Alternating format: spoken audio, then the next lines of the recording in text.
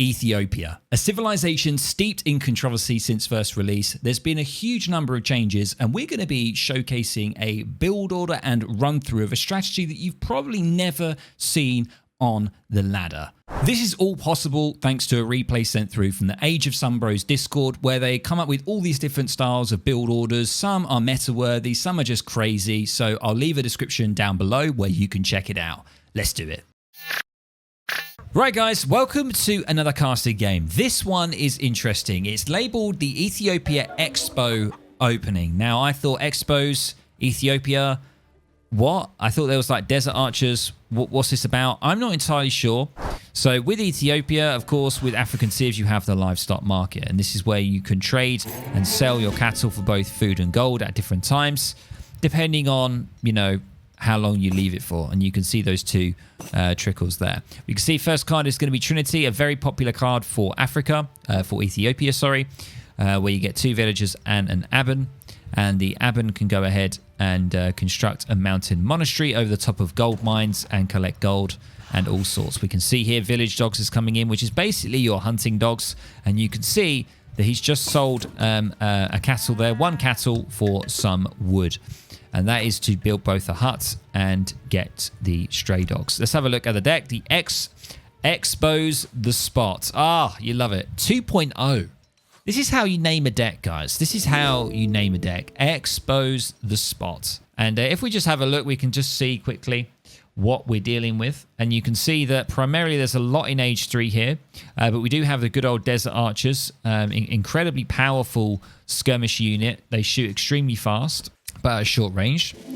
Skirmish unit. We have the Shotter Warriors, which are basically your Cav unit, your Gasquenias, your heavy infantry, the good old Big Benny or the Prize Bull, and 700 wood and gold. And we can see here we've got the Tablet here. That's quite a late game card where it adds coin into the Mountain Monastery so they can continue gathering coin. And we've got ships and additional racers or Russers. Respawn faster. I'm not too sure what that card is. See, I don't know a great deal about Ethiopia. But anyway, it looks like it is just going to be the good old age up. Look at these crazy circles. Is that a bug? That looks like they look really big.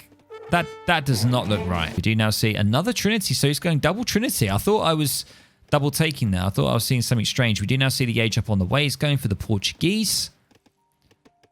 And he looks like he's going to be chopping pretty much all wood in transition. He's immediately getting off there and he's going to be teching the placer mines. So I hope you guys are keeping a track of this, of a rough idea of what's going on here for this build. And the Mountain Monastery is going to be 75% gold, I think, and 25% influence. But look at this. Everyone is loving the monastery, baby. They're all over the monastery and it is gold time.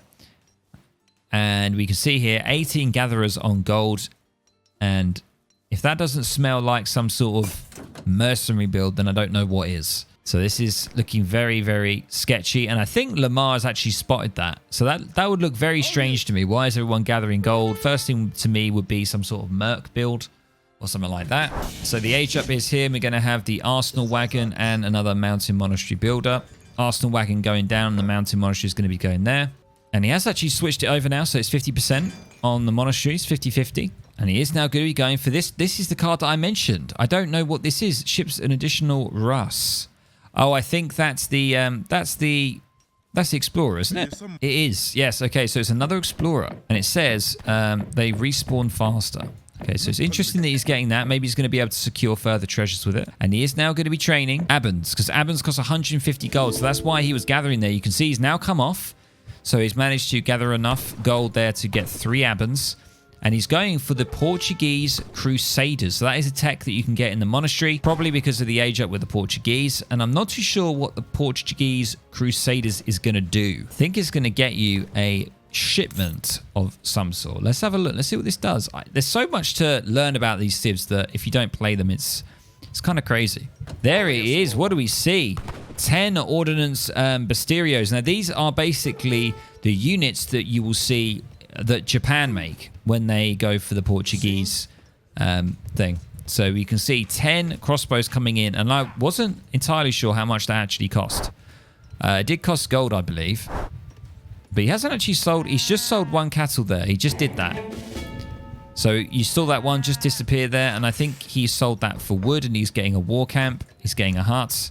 He's going to be going for the Gascanians. So he's going to be going skirm, heavy infantry, it seems. He's now getting his war camp so he can actually start to get some further infantry on the way. Look, guys, he's going to be going for the infantry breastplate from the advanced arsenal, or the arsenal, sorry. That's because he went for Portuguese. Why ship 6 Gascania and 10 bows if you want to H, says Sheikh. Great question, Sheikh. Absolutely great question. I think Gideon maybe was anticipating to have some pressure potentially from Lamar, and he just wanted to cover himself, so he had the troops available.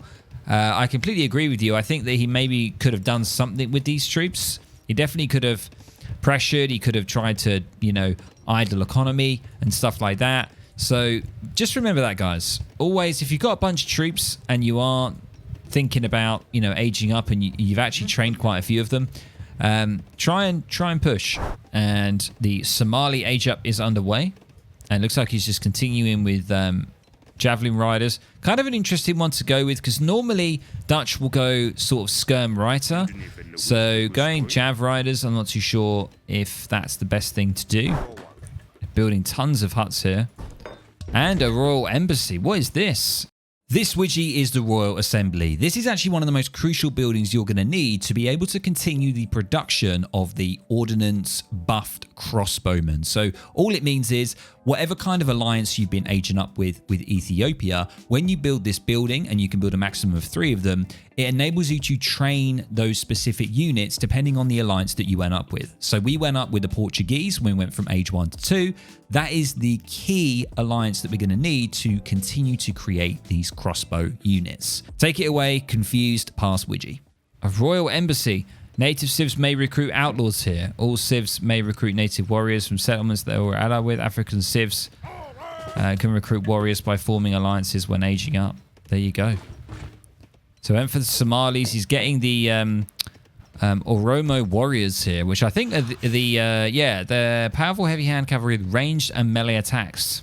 Right, ladies and gents, we're going to leave it there. I'm not going to go through the entire game. I just wanted to give you an idea of the opening and the style. And I think one of the key things is, as we saw in this playthrough, we saw that Gideon held a lot of his troops in age 2, and he didn't really do a lot with them, because I think he was a little bit unsure if he was going to get raided or if there was going to be any pressure from the Dutch opponent. So with that, take that kind of idea, and if you want to apply some pressure in age 2, do that. It will give you the opportunity to start getting the resources ready to get into age 3. So that's what I really recommend. Hope you guys enjoy this. Let me know down in the comments below, of course, what you think about this build order. Have you seen it on the ladder at all? Because I haven't. If you're going to give it a try, let me know how you got on. And if you found this awesome, educational, entertaining, all that good stuff, please feel free to drop a like, and I'll catch you in the next video or the next stream. Catch you later, guys. Bye.